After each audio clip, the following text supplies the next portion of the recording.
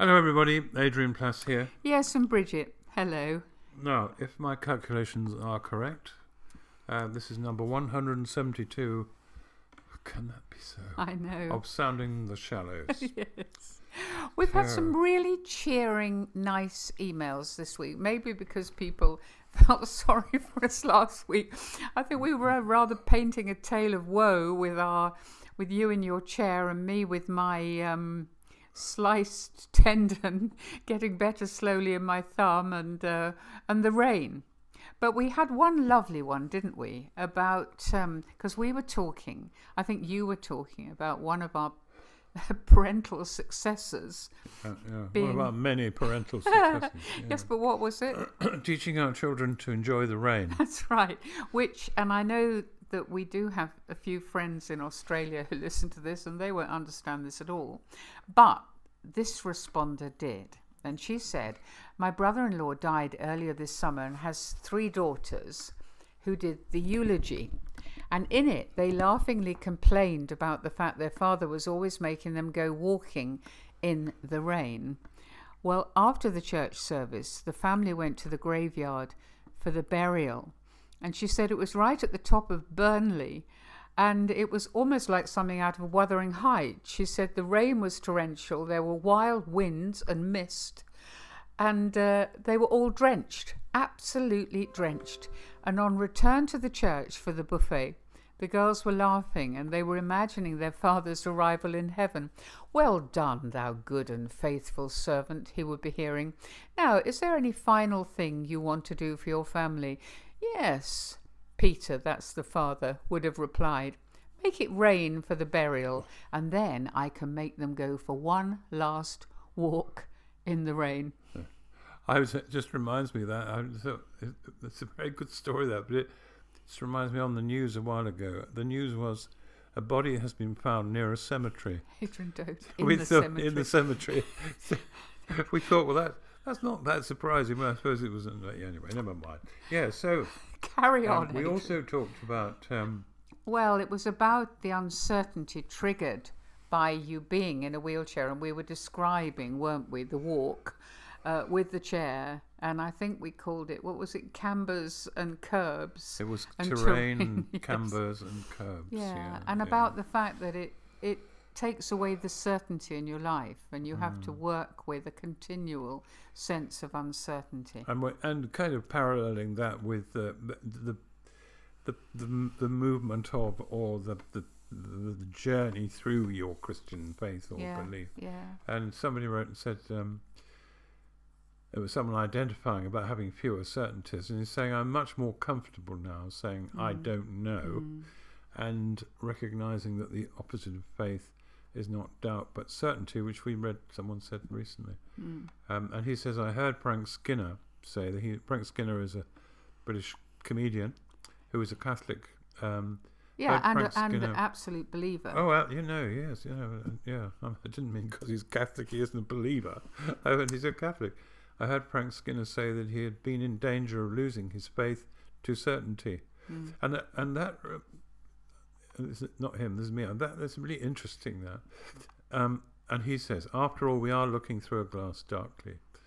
He says, we really are, yes. A friend of mine, ex-brethren, who can be fairly tight organisation, who would have once said that everything was black and white and so no questions, really now has 3, now I find this really interesting, has 3 mental filing cabinets for what he believes. One is marked essential. Everything used to go into that one, everything. One marked important and one unimportant. And over the years, many strongly held beliefs have in the end drifted into the 3rd category, and our friend says, I found that helpful. Well, I did too, and I found it quite interesting. I was thinking about it, and I was thinking, okay, what I like about it is its positive decision making. It's actually looking at what you believe and thinking, do I still believe that? Is it important? Is it essential? And I decided I would like, Adrian, to have one that said pending. Simply because I don't know. And something that is it important? Isn't it important? I'd like to be able to continue to question it. And it made me think, that if you hold things as lightly as you can, these certainties, then maybe it becomes easier to let it go. That there's a real danger in black and white, simple, right or wrong stuff. I mean, as he said, he didn't question anything. And you know what I was remembering? And this won't apply to... Well, maybe it will. There was a television program many years ago, wasn't there, called Crackerjack. And who was it? It was a man called Eamon Andrews, an Irish presenter. Andrews, that's right. Well, the whole point about it was that, and these were sort of teenagers, weren't they? And they were asked questions, and there was only a right or wrong answer. And if they got it wrong, they were given a cabbage. If they got it right, they got a gift. I was just going to say, if they got it right, they got a gift, which they could have at the end. And the gifts were somewhat smaller than they would be now, sort of board game or something like that. But if they got it wrong, they got a cabbage. And after a while, everything got too heavy. And especially if they were given cabbage upon cabbage. And eventually, quite often, they lost the lot. And I suddenly thought of that, Adrian. I thought, we know people, don't we? We actually do know people who were so black and white and so sure that when everything gets too heavy for them and life gets too difficult, and if you like, they're holding a load of cabbages, then they can lose the lot. Yeah, that's absolutely right. It's really too much. I'm really interested in the thing about, saying about pending things and the various categories.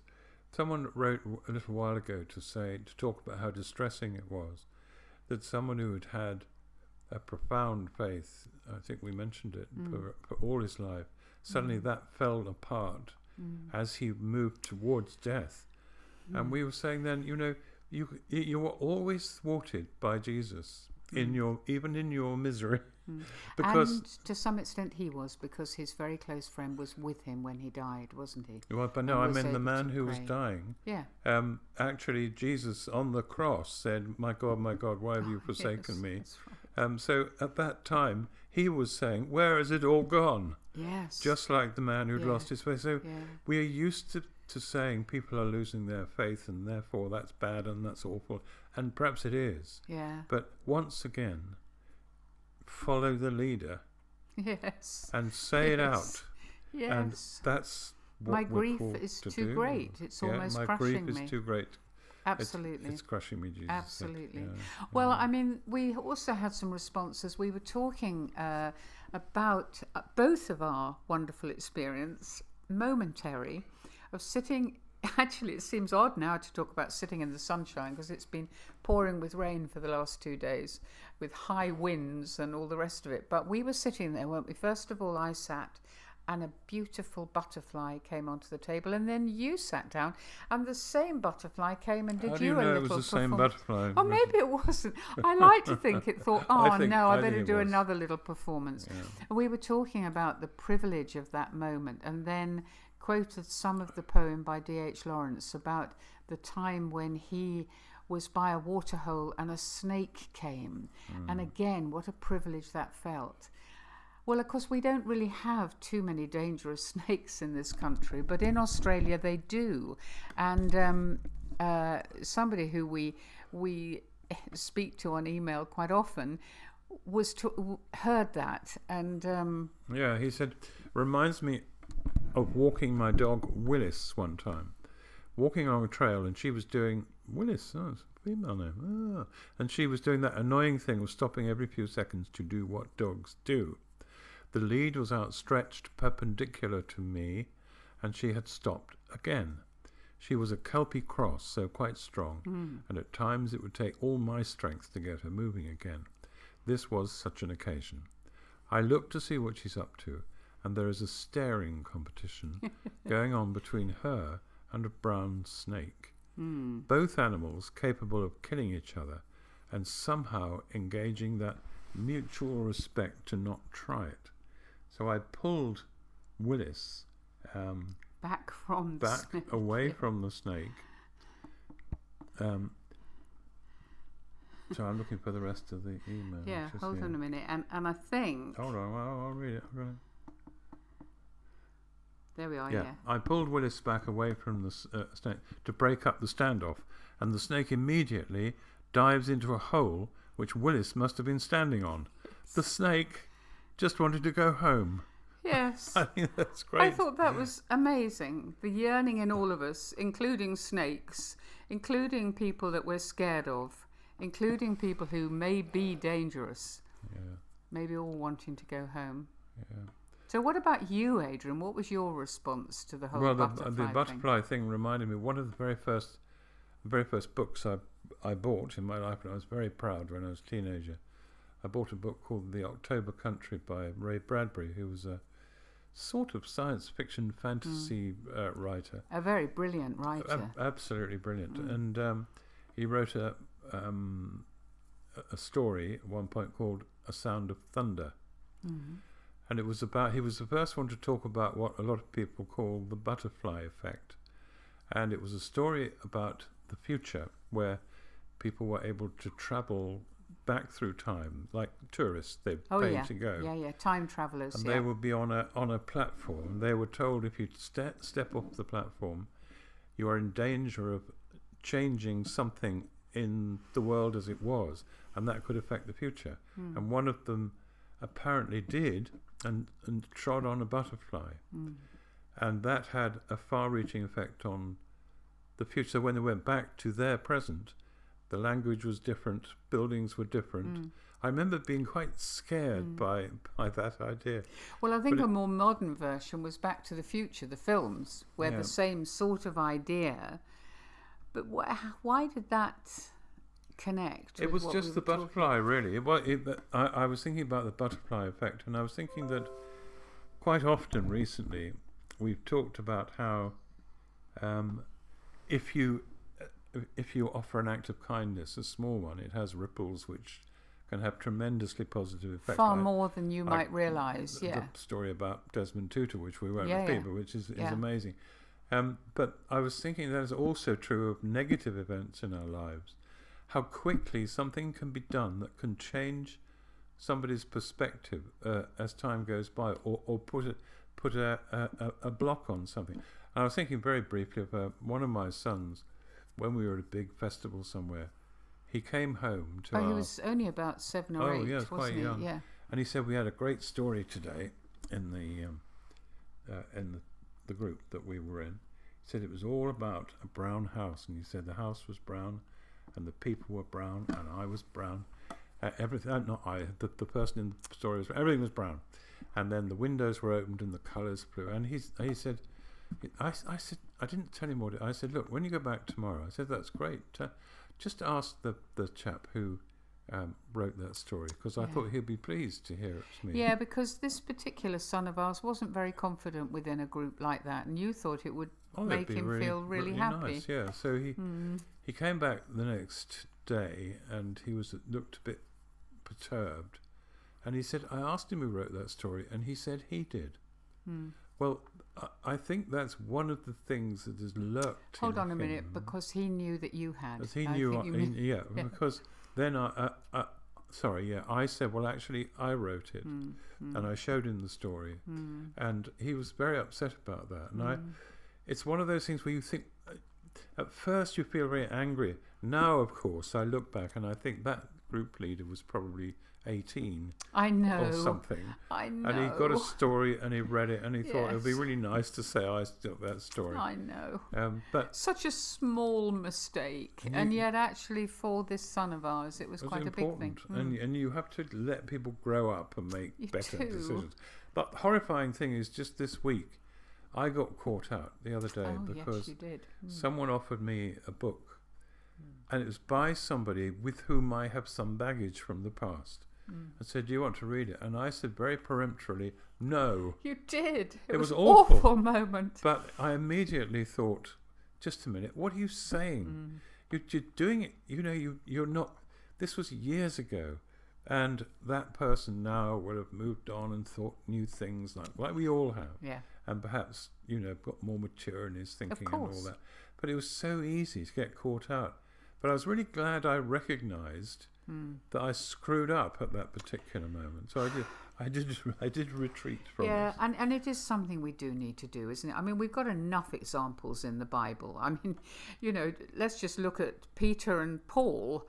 I mean, the whole thing of God loves you exactly as you are and far too much to leave you as you are, which is something one of our favourite writers, Anne Lamott, wrote. I mean, they were both pretty black and white, weren't they? I mean, Peter absolutely. had to have his dream, and Paul thought he was doing the right thing in killing Christians. Pretty black and white. Yeah. And do you remember, I was thinking, Adrian, a while ago, somebody who is quite a black and white person, really, and had always thought that between black and white there was grey, a mushiness, a indecisiveness, a sort of, not really making a decision-y type grey. And she said it occurred to me Well, that... actually, it was me who sorry. had the black and white view, and she was the one who said to me, which I was very grateful, what you're going to say now, which Well, was... she just said that it can be silver. Yeah, that's right. And of course that's, we talk so much, don't we, about the Jesus way and the way of grace. And it was between black and white, but it wasn't mushy. It was a decision, and it was a silver way, really. It had value and weight and worth. And So those things are really, really helpful. There's quite a lot of far-reaching effects when we look back. I was remembering someone I knew who I was very... I'm sounding as though I hate everybody. I really don't. But I he got... really I doesn't. got very angry with somebody. Yes, you do. And I was sitting at home one day, and I'm very vague and mushy about God speaking or not speaking, but all I can say is that I became aware that there was a distinct and urgent need to give up the right to be angry with this person. And I wrestled like mad with this, and it was like picking up a cross. I remember picking up some lumpy, great, ghastly thing, and I remember saying to God, I don't want to do this. It's not my fault. It's His. He's the one. He's the Tell him one. to pick up a blinking cross, not me. Get him busy with his And cross. maybe God was telling him to pick up a cross who as knows? well. I don't think so at the time, but maybe it was. But anyway, what I'm saying is that I did pick up the cross, and in not in a totally fulfilling way, but I did do that. Yeah. And looking back, I just thank God that I did it, because that relationship, which was crucially important as time went by, was rescued and repaired from that time. Not immediately, but that's what made it all right. Yeah. So, Yeah. and I mean, this kind of following the thoughts, but I was thinking that crosses, have to be picked up and carried, or even died on. The man I met, do you remember, he said, I've been waiting for God to make me obedient for 20 years. And I said, I don't think you've quite understood, have you, that obedience is what you do. It hurts. Every now and then you get something to do, and you know you must do it, and you know it will be difficult, and you know it will hurt. And God does not do conjuring tricks to make it all right, because part of the success of the process is that you do it. Of course, the cross of Jesus is yes, it's a fairly good example. a very good isn't example. It? Well, Yes, it I mean, is. the dying butterfly on a cross, something lively, colourful, alive, and it gets damaged, hurt, killed, and the result is something amazing. Yeah. Yes, I was thinking about this, and I was thinking about the fact that, I mean, we're asked to do different things. We're all called to do different things. I remember you once saying that, being our job in following Jesus could be anything from a gin and tonic in the bath to martyrdom. Martyrdom, yes, that's right. Yeah. And I mean, we know that's true. We know, it's very easy to look and think, well, he's had a easier life. Why is my life difficult when his isn't? And I don't know. I just think that maybe if we learn to hold all our certainties lightly, and that includes that feeling, you said you felt you had the right to be angry. Yeah. The things that happen to us, the things that shape our lives, and the guilt we carry from the wrong things we've said and the wrong things that we've done. Jesus says that our burden will be lighter if we follow, which is a bit complex, bearing in mind he also called us to carry a cross. But and it's the burdens. He came burdens. across as a very burdened person at times. But what he obviously doesn't want is the burdens we put or allow to be put upon ourselves. And one of obviously the heaviest one is guilt. Yeah. We meet so many people, don't we, who are staggering along under great weights of guilt.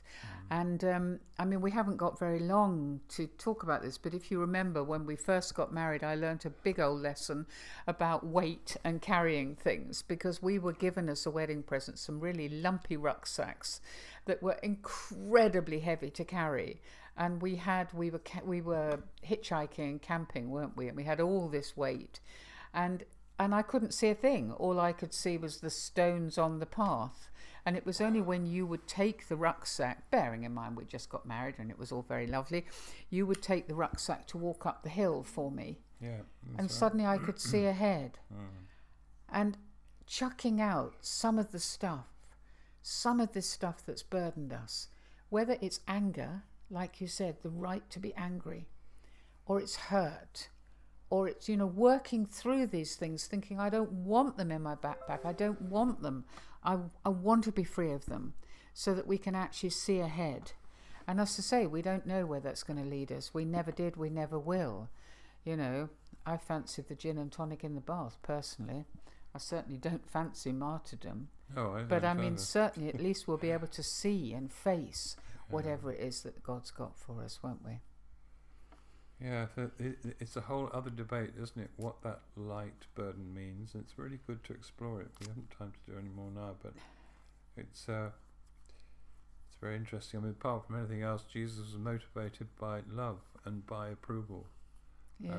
Approval of his Father. And what many of us lack and wish we had was to know that God is smiling at us and saying, look, it's okay. Yeah. You might screw up, but I'm with it. I'm on it. I'm with it. Yeah. End today, we'll start again tomorrow, and like a parent. And for many of us, it's very difficult to believe. Really. It is. Yeah. Oh, well, we'd love to hear from you, whatever you think about what we've been talking about. And we'll have a chat next week. Yeah. Goodbye. Bye-bye. No, Harry.